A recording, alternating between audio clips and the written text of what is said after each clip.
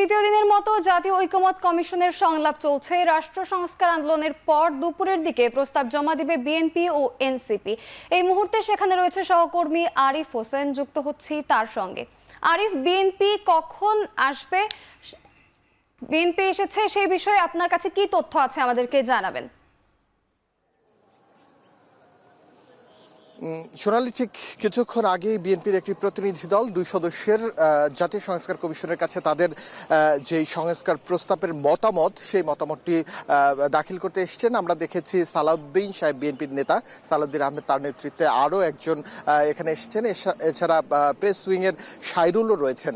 আমরা যে বিষয়টি জানতে পেরেছি যে 166টি যেই সংস্কার প্রস্তাব রয়েছে, সেই প্রস্তাবের প্রেক্ষিতে তাদের যে মতামত, বেশ কিছু জায়গায় যেমন নির্বাচনী ব্যবস্থা, সংবিধান সংস্কারের ক্ষেত্রে কিছু কিছু জায়গায় দ্বিমত রয়েছে 166টি সংস্কার প্রস্তাবে। এছাড়া অধিকাংশ জায়গায় বিএনপি কিন্তু একমত প্রকাশ করেছে, যে বিষয়টি আমরা সূত্র থেকে জানতে পেরেছি। তবে এখন এই ঘটনার পরই, এখন কিছুক্ষণ আগে আমরা দেখেছি ভেতরে ঢুকেছে, জমা দিয়ে বের হবে, তারপরে বিস্তারিত হয়তো জানাবেন যে কি কি বিষয়ে তারা দ্বিমত পোষণ করেছেন অথবা কি কি বিষয়ে তারা একমত হয়েছেন এই বিষয়টি। এরপরই আসবেন এনসিপি, আজকের এনসিপি আসবেন। এখানে আমরা যে বিষয়টি জানতে পেরেছি, এনসিপির প্রধান নাহিদ, তার নেতৃত্বে একটি দল আসবেন, যারাও সংস্কার কমিশনের কাছে তাদের মতামত জমা দেবেন। সকালে আপনি নিশ্চয়ই জানেন যে রাষ্ট্র সংস্কার আন্দোলনের সাথে জাতীয় সংস্কার কমিশনের একটি বৈঠক হয়, যেখানে সহসভাপতি বদিউল আলম মজুমদার উপস্থিত ছিলেন, তার নেতৃত্বে 6 সদস্যের একটি দল। এরপরে জাতীয় রাষ্ট্র সংস্কার আন্দোলনের যিনি প্রধান রয়েছেন,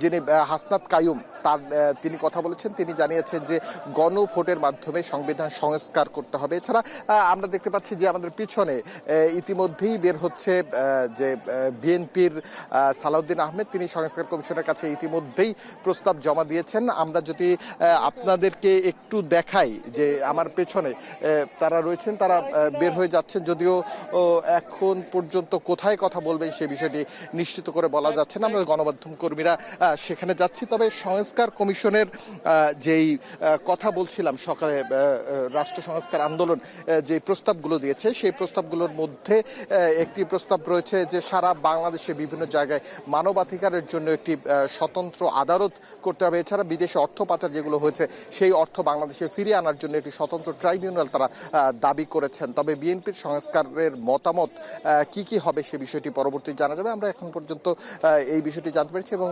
দুপুর 2টা নাগাদ হয়তো এনসিপির একটি দল আসবেন, যারা তাদের মতামত দাখিল করবেন জাতীয় সংস্কার কমিশনের কাছে। তৃতীয় দিনের মতো জাতীয় ঐকমত্য কমিশনের সংলাপ চলছে, সে বিষয়ে জানাচ্ছিলেন সহকর্মী আরিফ হোসেন।